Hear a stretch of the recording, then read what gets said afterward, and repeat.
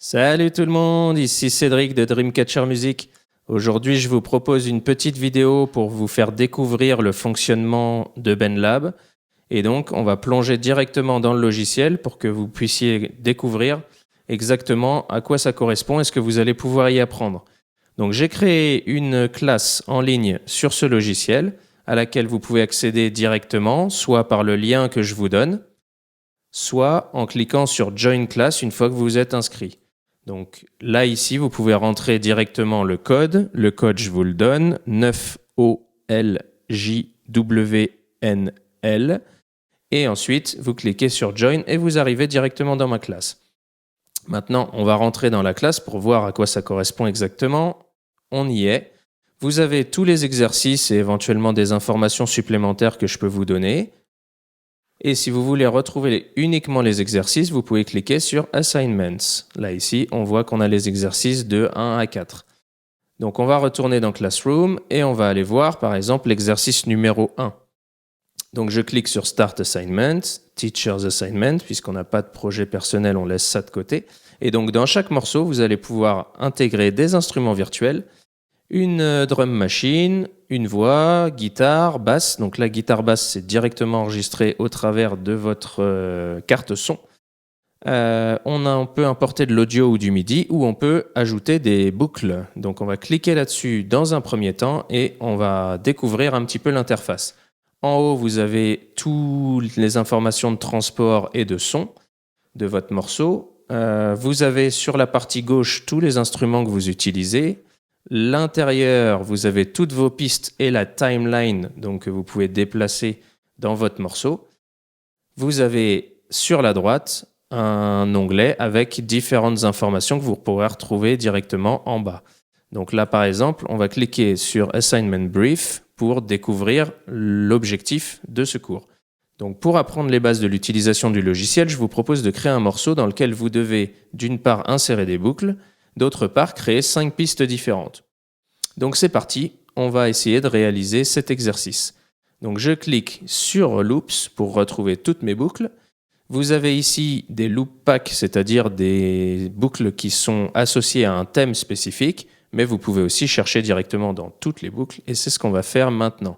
Donc je vous propose d'aller chercher dans les instruments et de démarrer par un rythme. Donc on va tester celui-là. Parfait. On l'amène directement dans la timeline, c'est pas plus compliqué que ça. On la déplace pour être bien au début. Ensuite, on reset la recherche et on va chercher une basse. Donc on va écouter celle-là. Parfait. On va la prendre aussi et on l'insère directement. Donc là, j'ai créé une deuxième piste avec ma basse. On enlève la recherche et on va repartir sur une troisième recherche, donc par exemple un piano. Je clique sur mes pianos et je vais retrouver toute ma liste de pianos. Et donc je vais prendre celui-là au hasard. On va l'intégrer, oups, excusez-moi, je recommence, voilà, sur la timeline. Et donc je l'insère au tout début de mon morceau. Je peux dérouler mon morceau pour voir ce que ça donne.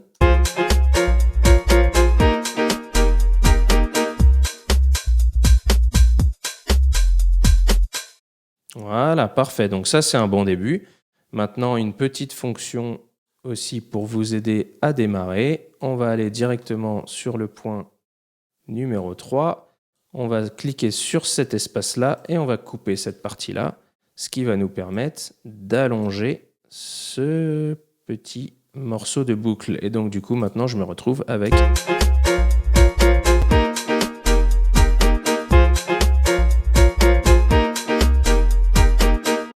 Voilà, donc là on a notre premier morceau. Alors l'idée c'est d'avoir 5 pistes, mais vous avez compris le principe, donc je ne vais pas forcément aller au bout.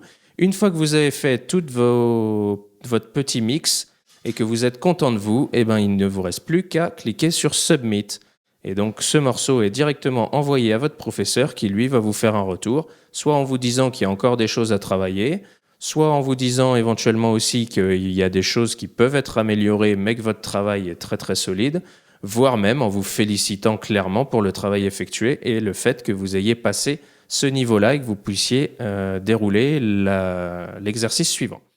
Voilà, donc c'est pas plus compliqué que ça.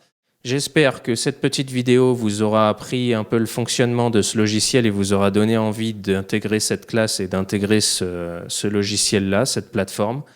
Et j'espère vous y retrouver très très rapidement. Voilà, merci de votre attention et à bientôt sur BenLab. Au revoir.